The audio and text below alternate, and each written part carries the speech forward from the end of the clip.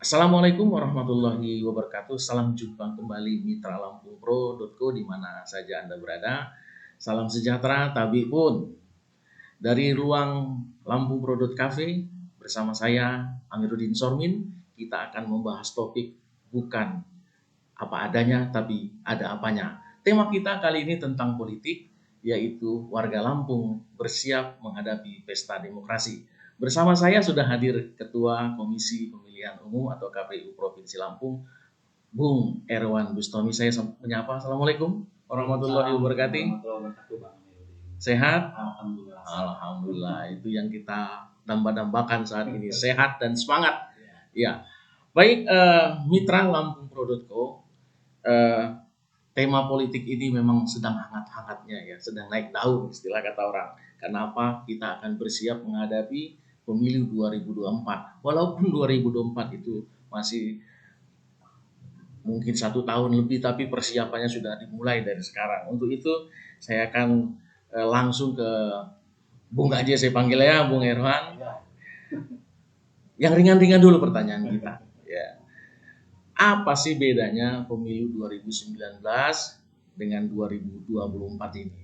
Ya, pada prinsipnya sebenarnya sama Bang, karena regulasi kita kan masih sama tuh Undang-Undang 7 tahun 2017. Jadi tapi memang ada beberapa perbedaan karena memang di tahun 2024 nanti ini KPU RI sedang menyiapkan beberapa plafon digitalisasi proses tahapan penyelenggaraan pemilu ya. Selama ini sebenarnya sudah ada beberapa aplikasi digitalisasi dalam proses tahapan, tapi ini disempurnakan. Misalnya pada saat pendaftaran partai politik yang nanti dimulai tanggal 1 sampai dengan 14 Agustus itu partai politik dalam mendaftarkan itu menggunakan sistem aplikasi partai politik yang dulu memang digunakan di tahun 2019, tapi ini disempurnakan. Jadi tidak lagi membawa berkas kopi berkontainer misalnya ke KPU RI, tapi cukup dengan mendaftarkan dengan beberapa dokumen dan data yang sudah diinput di Sipol. Sekarang partai politik sedang menginput data dan dokumen serta keanggotaan partai politik di Sipol. Ini salah satu contoh perbedaan. Jadi digitalisasi dalam proses tahapan ini lebih disempurnakan dibandingkan era poin-poin olah katanya begitu ya.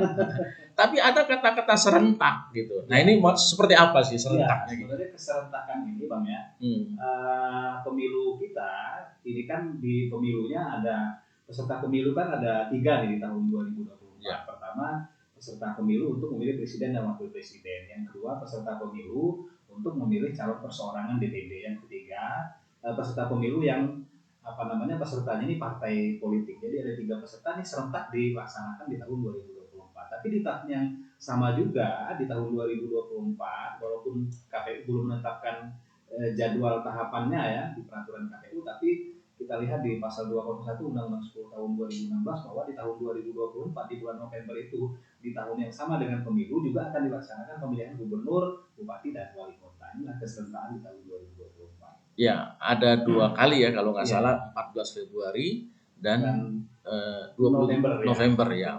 Artinya 2 itu ya. Nah, itu kira-kira yang perbedaan yang paling signifikan ya dari pemilu 2019. Nah, kalau kita lihat ini tingkat suhunya sekarang ini udah berapa derajat ini naik?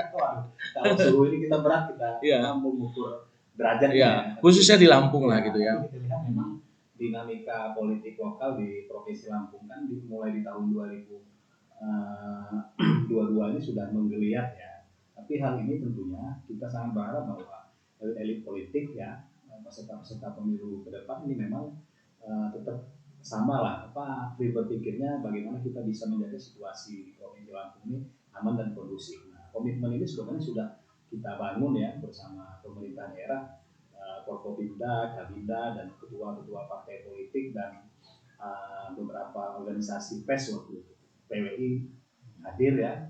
Kita punya komitmen ya difasilitasi oleh pemerintah provinsi di Agung bagaimana kita bisa menjaga situasi aman dan kondusif. Jadi eskalasi politik pasti meningkat ya, apalagi kita lihat sekarang ini kan partai politik sudah ada 38 parpol yang memiliki akses sipol ya di tingkat nasional dan tidak menutup kemungkinan di provinsi dan kabupaten kota ke-38 ini juga nanti akan ada struktur kepengurusan ya yang sedang mengikut dokumen dan keanggotaan partai politik.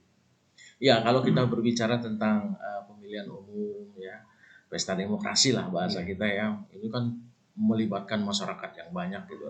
Nah, apakah nanti model-model kampanye yang akan berlangsung menjelang 2024 itu sama dengan yang 2019? Ya, kalau kampanye kan sebenarnya sudah diatur ya. Ya. Kampanye itu kan ada kampanye berbentuk pertemuan terbatas, tatap muka dialog, rapat umum, penyebaran bahan kampanye, pemasangan alat peraga kampanye ya.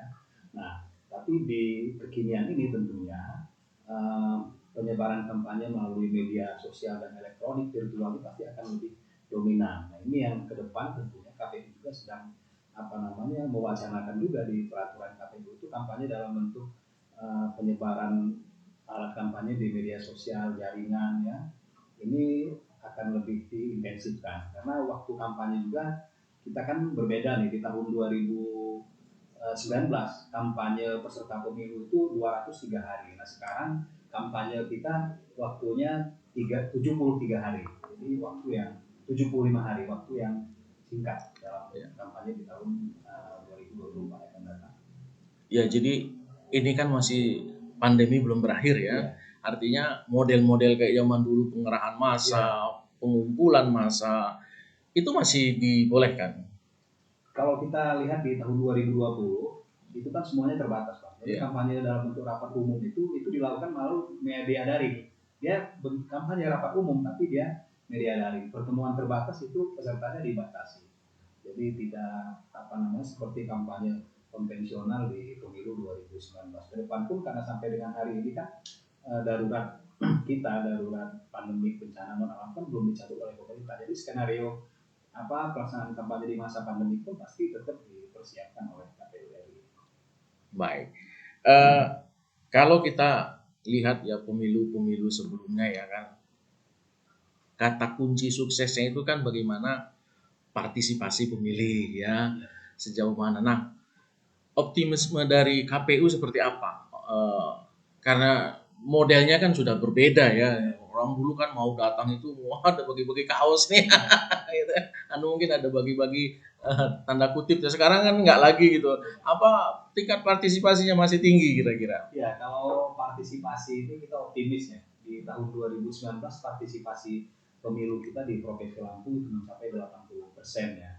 Nah kemarin pun di pilkada tahun 2020 di 8 kabupaten kota yang kita khawatirkan partisipasi itu di bawah rata-rata, ini justru dari masa pandemi mencapai 73,44%. Dia ada peningkatan partisipasi pemilihan kepala daerah kita terakhir kan di 2018 pemilihan gubernur kemarin ke pilkada 8 kabupaten kota meningkat. Jadi kita optimis. Memang target nasional KPU RI itu kan di registranya target partisipasi pemilih itu 77,5. Nah kita tentunya di Provinsi Lampung mematok standar yang sama. Jadi di tahun 2024 yang akan datang partisipasi pemilih kita secara kualitatif kita menargetkan 77,5 sesuai dengan registrasi KPU RI. Tapi kita optimis. Tapi yang tidak kalah penting partisipasi kan bukan hanya bagaimana masyarakat menggunakan hak pilihnya di hari pemungutan dan penghitungan suara, tapi partisipasi di seluruh proses tahapan pemilu itu sangat penting. Jadi masyarakat harus memperhatikan dan banyak terlibat di sana. Ini yang kita harapkan sebenarnya sebagai wadah edukasi kita kepada masyarakat. Jadi misal di tahapan pemutahiran data pemilih, masyarakat berpartisipasi untuk memastikan dirinya ini terdata sebagai pemilih atau belum. Misalnya di tahapan pendaftaran partai politik, karena partai politik ini menginput daftar keanggotaan di Sipol, nanti pada saatnya mulai dilakukan verifikasi administrasi dan faktual itu KPU RI kan nanti akan menglinkkan Sipol dengan info pemilu. Di sana akan ada akses masyarakat bisa memasukkan nick-nya. Ini bisa mengetahui apakah namanya terdata atau tidak di keanggotaan partai politik. Kalau bisa di keanggotaan dia bisa mengajukan keberatan ke KPU kalau merasa tidak. Ini kan akses yang diberikan oleh KPU kepada publik secara menyeluruh. Di seluruh proses tahapannya harus terlibat. Menurut saya seperti itu Bang Amir. Ya, Bung Herwan, Tadi ada yang menarik sebenarnya Iya. tentang kampanye ya. Ini kita karena melibatkan masyarakat. Kita punya waktu kampanye 75 hari. 75 hari dan lebih banyak disarankan melalui virtual ya. Iya. Sementara kita tahu bahwa distribusi jaringan kita di Lampung ini kan masih di batas perkotaan lah, katakanlah sampai ibu kota kecamatan. Dan Lampung ini rural areanya jauh lebih banyak daripada. Nah ini bagaimana menyampaikan pesan-pesan seperti ini? Kalau saya yakin kalau di kampung-kampung lebih efektif pertemuan langsung, undang jaran, kuda kayak kuda lumping gitu macam gitu.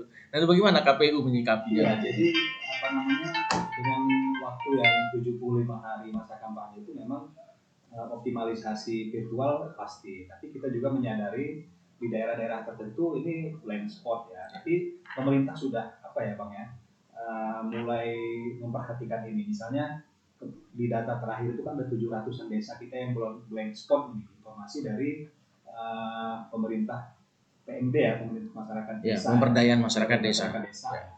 Nah, waktu saya ke Pesisir Barat 3 minggu yang lalu, itu saya menanyakan kepada teman-teman daerah bagaimana kondisi signal kita di daerah terisolir Waiharu, karena selama ini kan distribusi logistik kita aja masuk ke sana menggunakan gerobak. Ternyata di sana sudah ada perancangan pembuatan 3 menara ya, menara salah BTS satu provider yang ya. membuat ini. Jadi memang pemerintah pasti sedang memperhatikan ini. Kita optimis daerah-daerah belum spot di tahun 2024 bisa diatasi. Itu yang pertama. Yang kedua sebenarnya kampanye-kampanye dalam bentuk pertemuan terbatas, mengundang masyarakat, pertemuan tatap muka dan dialog itu kan masih bisa dilakukan Bang. Termasuk misalnya kegiatan pentas seni yang Abang bilang kan udah Kepang dan lain sebagainya. Tapi dia terbatas, nanti dilaksanakan berapa pesertanya, pasti kalau dia masih pandemi darurat pasti menggunakan protokol kesehatan dalam pelaksanaan kampanye dalam bentuk seperti ini. Lalu ada kampanye penyebaran bahan kampanye tadi Bang, ada stiker, pamflet ya, misalnya pakaian, uh, alat tulis dan lain sebagainya, ini bisa didistribusikan juga sebagai alat peraga bahan kampanye kepada pemilih, termasuk penyebaran bahan alat peraga sosialisasi seperti spanduk, banner, ini masih bisa dipasang di tahun 2024 pada masa kampanye. Oke, Bung Erwan, kalau kita lihat juga masyarakat ini kan biasanya kalau sudah menghadapi pemilu seperti ini kan ada NPWP nomor piro wani piro. Nah, bagaimana upaya kita untuk meningkatkan pendidikan politik seperti itu, jadi mereka benar-benar ya pilihlah yang yang sesuai dengan hati nurani Anda gitu. Harapan kita pasti sama Bang ya. Iya. Jadi apa namanya, kesadaran politik masyarakat itu kan harus tumbuh ya. Karena memang kalau kita memilih calon pemimpin kita itu dari NPWP tadi, nomor Pilowani Piro, maka rusaklah tatanan politik kita. Karena pembangunan daerah kita 5 tahun ke depan kan ini sangat bergantung kepada pemimpin kita, baik eksekutif maupun legislatif ke depan. Nah, jadi memang antisipasi dan kesadaran politik ini perlu dibangun ya oleh seluruh stakeholder, bukan hanya KPU dan Bawaslu kepada masyarakat. Tapi kalau misalnya ini terjadi, karena ranah-ranah pengawasan, penindakan itu kan ada di Bawaslu. Tapi setidak-tidaknya bahwa sebenarnya di peraturan KPU ya tentang tata cara kampanye di pemilu 2019 yang akan disempurnakan kembali di tahun 2024, penyebaran bahan kampanye itu Bang, itu kan bisa dilakukan misalnya dengan nilai kumulatif 60.000 satu barang. Satu paket. Jadi sebenarnya peserta juga secara legal itu bisa memberikan misalnya dalam bentuk pakaian. Nah, pakaian ini kan interpretasinya misalnya kerudung, topi, baju, sarung, itu bisa dibagi dan itu legal. Nah, lebih baik ini saja yang diberikan peserta pemilu kepada pemilih karena dia diatur kumulatif harganya per satu ini 60.000 paling maksimal harganya. Ini bisa dilakukan, tapi kalau cash and carry misalnya bagi-bagi sembako ini tidak dibenarkan.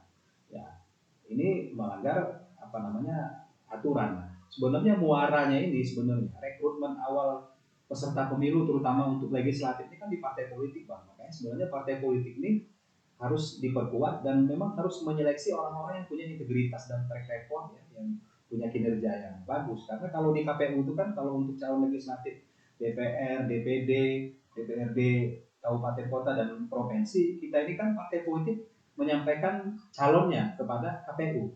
Nah, KPU tidak mengintervensi siapa yang dicalonkan, ya, hanya tugas kami melakukan verifikasi administrasi terhadap persyaratan calon. Nah, termasuk misalnya nomor urut segala macam itu kewenangannya ada di partai politik. Kami hanya memastikan bahwa di nomor urut ini karena harus memperhatikan keterwakilan persen dari 3 orang calon minimal ada 1 perempuan. Nah, ini yang kami perhatikan. Jadi memang partai politik ini sebagai rekrutmen calon-calon pemimpin yang harus memperhatikan calon yang diusung. Jadi punya integritas, berkomitmen, tidak Tuan Kiro tadi itu. Jangan lagi NPWP. Ya. Oke, Bung Herwan, ada 38 partai politik Ya. sebagai peserta nanti. Kira-kira di Lampung nanti seperti apa kondisinya? Ya, jadi begini Bang, yang mendapatkan akses sipol itu kan sekarang ini yang meminta kepada KPU. Jadi KPU RI ada 38 partai politik. Jadi kalau kita klasifikasi ini kan sebenarnya berdasarkan putusan Mahkamah Konstitusi nomor 55 tahun 2020, partai politik ini kan 3 kelas klasifikasi. Yang pertama, ada partai politik peserta pemilu tahun 2019, yaitu ada 9 partai yang dia kemarin lulus parlemen threshold 4%, ada kursi di DPR. Nah, ini klasifikasi pertama. Yang kedua, ada partai politik peserta pemilu tahun 2019, ada yang mendapatkan kursi di DPR kabupaten, kota, dan provinsi, ada yang tidak mendapatkan kursi. Yang ketiga adalah partai baru Bang, yang dia ini berbadan hukum mendapatkan akses sipol. Nah, kalau kita lihat di klasifikasi ini, jadi ada 9 partai. Ini nanti yang kita lakukan hanya melakukan verifikasi administrasi saja. Nah, verifikasi administrasi, dokumen persyaratan dan keanggotaan ini dilakukan oleh KPU RI. Nah, verifikasi administrasi dan faktual ini nanti akan dilakukan oleh terhadap 22 partai, 22 ditambah 6. Jadi ada 28 partai di luar 9 tadi. Nah, ini akan dilakukan verifikasi administrasi dan faktual. Nah, bagaimana konteksnya di Lampung? Kita menunggu Bang. Jadi kan tanggal 1 sampai dengan tanggal 14 nanti itu ada masa pendaftaran partai politik. Nah, 38 partai ini sudah memiliki akses sipol. Dari 38 ini nanti partai mana aja yang daftar ke KPU RI? Nah, daftar KPU RI nanti dari 38 partai ini mana saja yang lulus verifikasi administrasi. Nah, kalau misalnya 38 yang lulus verifikasi administrasi semua, maka kami di Provinsi Lampung memiliki kewajiban melakukan verifikasi faktual di luar 9 partai yang dia ada kursi di DPR RI pemilu 2019 kemarin. Jadi kami lakukan verifikasi faktual. Nah, faktual ini kan harus memenuhi persyaratan sebagai peserta partai politik. Misalnya kepengurusannya dia harus 100% di seluruh provinsi harus ada. Di kabupaten kota minimal 75% kepengurusan ada, itu yang harus kami lakukan. Lalu 50% di setiap kecamatan, setiap kabupaten kota itu harus ada kepengurusannya. Faktual kami lakukan. Nanti kan ada proses rekapitulasi. Jadi kalau KPU provinsi melakukan verifikasi terhadap kepengurusan dan keberadaan sekretariat partai politik. Kalau kabupaten kota selain 2 hal ini, dia juga verifikasi faktual terhadap keanggotaannya partai politik secara langsung, yang setiap kabupaten kota itu minimal anggotanya 1000 atau 1/1000. Nanti kan kita faktualkan, nanti baru ketahuan. Nah, partai-partai mana saja di Provinsi Lampung itu yang harus kami lakukan verifikasi, nanti diakses sipol yang kami dapatkan dari KPU RI. Itu baru ketahuan, Pak. Ya. Kalau dari pengalaman sebelumnya, kira-kira dari yang daftar itu berapa persen yang lolos? Ya, kalau kemarin kan cukup banyak ya. Tapi kita lihat misalnya di tahun 2019 itu kan pertama ada 14 partai politik yang dia lulus verifikasi administrasi dan faktual. Karena 2019 semua diverifikasi, semua difaktual. Termasuk yang memiliki kursi di DPR itu kan difaktual semua. Nah, 14 partai politik, lalu ada 2 partai politik yang pertama dia mengajukan sengketa di Bawaslu RI, dia diluluskan menjadi peserta pemilu. Lalu ada 1 partai politik yang dia mengajukan sengketa setelah di Bawaslu, dia banding ke Petitun, di Petitun dimenangkan. Jadi ada 16 partai politik di luar di Aceh yang menjadi peserta pemilu kita di tahun 2019 lalu. Nah, jadi dari kita itu kan bisa kita gambar juga. Jadi memang kalau mengakses sipol ya semua partai politik yang berbadan hukum di Kementerian Hukum HAM itu kan data terakhir 75 partai politik, Pak. 75 partai politik ini yang diketahui alamatnya, lalu yang bisa terkomunikasi dan meminta akses sipol kepada KPU RI 38 partai politik di di KPU RI, lalu ada tambahan lagi 8 partai di Aceh, partai lokal. Nah, dari 38-nya kita belum bisa memastikan juga, Bang, kalau nanti belum kita lakukan verifikasi. Ya, kita awasi sama-sama lah ya, jangan sampai kantornya nanti cuma di pos ronda gitu tahu. Ya. Nah, untuk verifikasi sekretariat partai politik ini memang berbeda, Bang. Kalau sekarang ini kita memang verifikasi terhadap keberadaan sekretariat itu kan ada surat pernyataan partai politik tingkat DPP yang menyatakan keberadaan alamat partai politik di provinsi maupun kabupaten kota. Nah, kalau dia nanti lulus verifikasi administrasi, maka kami berdasarkan form ini yang kami ambil dari Sipol, ini kami akan datang ke sekretariat. Benar-benar melihat keberadaan sekretariat sesuai dengan alamat yang ada di surat pernyataan. Iya. Kalau kita berkaca pada pemilu 2019 yang banyak petugas yang kelelahan, kemudian juga meninggal. Ini beda nggak sih nanti, karena ada orang trauma jadi petugas pemilu 2024 ini seperti apa nanti? Iya, memang ini menjadi PR, Bang. Evaluasi ya. Jadi memang KPU RI itu sudah melakukan evaluasi terhadap kejadian misalnya di 2019 itu kan termasuk di Provinsi Lampung ada juga, Bang. KPPS, petugas Limas kita yang meninggal dunia. Nah, ada rekomendasi dari Ikatan Dokter Indonesia kepada KPU RI, lalu ada rekomendasi dari Universitas Gadjah Mada misalnya. Jadi memang mayoritas penyelenggara pemilu yang meninggal dunia di tahun 2019 itu karena selain dia lelah karena pekerjaan, yang kedua diakibatkan usianya rata-rata di atas 50 tahun dan memiliki komorbid, penyakit bawaan. Sehingga salah satu rekomendasi itu akan diakomodir nanti di peraturan KPU tentang badan ad hoc, petugas KPPS itu usianya maksimal 50.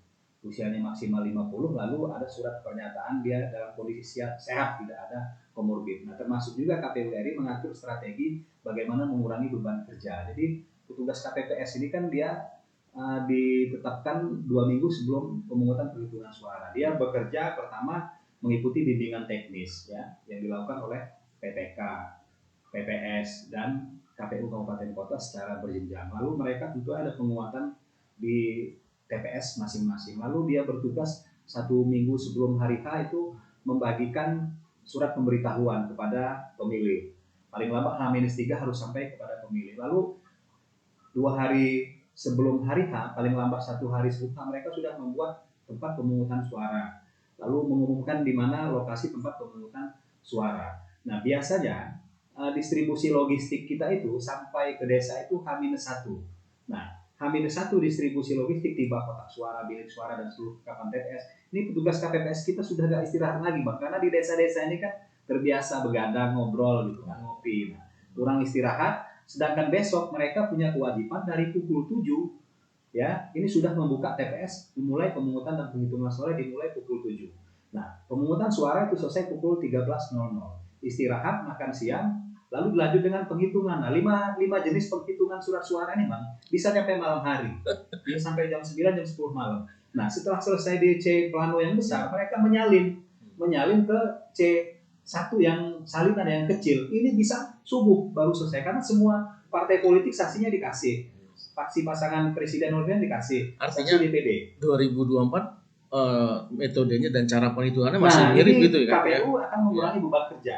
Sekarang yang dipersiapkan oleh KPU itu adalah digitalisasi proses rekapitulasi. Jadi kita berharap bahwa si rekap ini nanti bisa digunakan di tahun 2024. Jadi tidak lagi petugas KPPS ini nanti setelah dia perolehan suara peserta pemilu ini tertulis di C plano yang berukuran besar, penyalinannya yang akan diberikan kepada saksi, Bawaslu ya, ini nanti tidak lagi menggunakan C salinan yang bersifat hard copy, tapi dia menggunakan digitalisasi, di potret ya, nanti dikirim ada linknya, nanti dia bisa terhitung berapa perolehan peserta pemilu. Jadi lengkap seperti yang apa di C plano.